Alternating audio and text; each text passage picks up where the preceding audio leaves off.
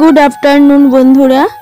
তো এই জায়গাটা দেখে তোমরা নিশ্চয়ই চিনতে পারছো যে আমি বাবার বাড়িতে আছি। এটা আমার বাবার বাড়ি। এই যে সামনে মাঠ, একদম বাড়ির সামনে বেরোলেই। তো আমার শরীরটা খুবই অসুস্থর কারণে আমি কিন্তু ভিডিও দিতে পারিনি। আর এখন খুব বৃষ্টি হচ্ছে, তো আমি স্নান করে এসে ছোট্ট একটা ভিডিও তোমাদের সঙ্গে করলাম। তো তেমনভাবে ভিডিও তোমাদের সঙ্গে শেয়ার করতে পারছি না শরীর অসুস্থতার কারণে। আর এখন কিন্তু বৃষ্টি হচ্ছে হালকা হালকা। আর সামনের মাঠে দেখো একদম পুরো বৃষ্টি জলে পুরো ভরে গেছে।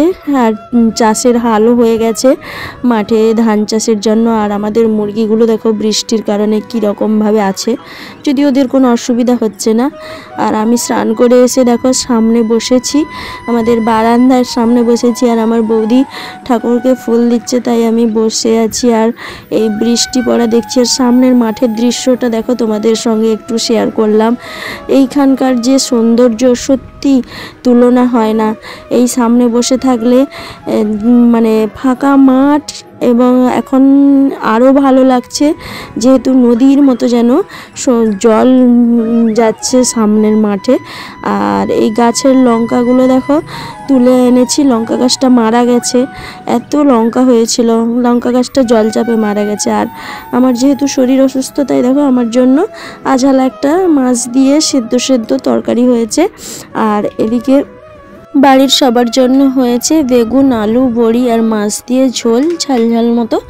আর ঢেঁড়স চচ্চড়ি। বেশি কিছু হয়নি কারণ এদের সকালে স্কুল থাকে সবার, তো তাড়াহুড়ো রান্না, তো 2-3টের বেশি হতে পারে না। আর এইমাত্র বৌদি ঠাকুরকে ফুল দিল, আর তাই তোমাদের সঙ্গে আমি একটু শেয়ার করে দিলাম। আর আজকে ঠাকুরের ফুলগুলো সব তুলে নিয়ে গেছে, যেহেতু দেরি হয়ে গেছে ফুল তুলতে, তাই। আর এই ঠাকুরের পাশের গাছগুলো আমার হাতের লাগানো, আমি আগেও বলেছি, তো এখন আরও সুন্দর হয়েছে দিন দিন থাকতে থাকতে। আর বৃষ্টির জন্য সব ঘরে কাপড় মেলা হয়ে আছে। তো ব্লগটা এই পর্যন্তই, আর বেশি কিছু দিতে পারলাম না। তো সবাই ভালো থেকো।